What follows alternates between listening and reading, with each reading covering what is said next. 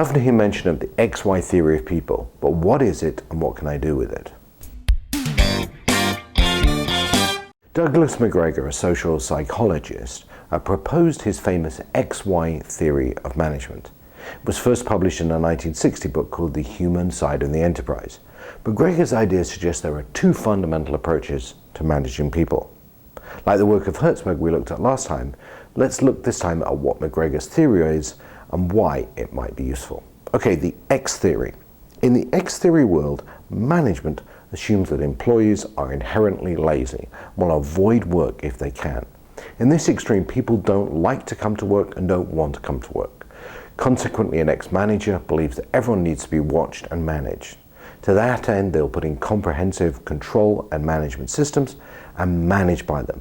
Also, you'll often hear an ex-manager argue that structure and narrow spans of control are the answer.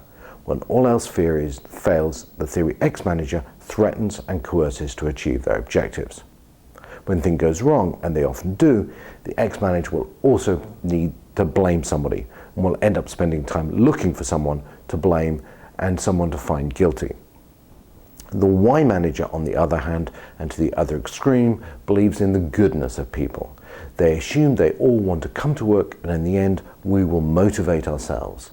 The Y manager thinks, like them, we'll enjoy the mental and physical duties at work. In the Y world, people think work is like play and problem solve together.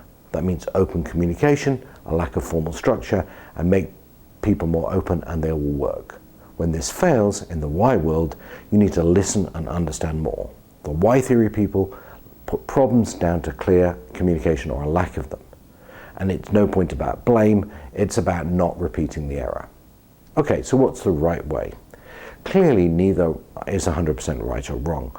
As always, the right answer may be a little of both depending on the situation.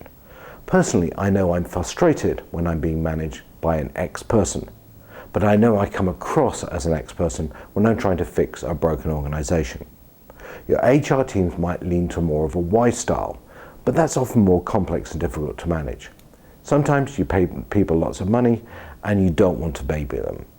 What you have to do is recognize that neither one or other is correct. You have to find the balance in your approach and get the mix right. What McGregor did was crystallize the difference and give us a shorthand way of explaining it.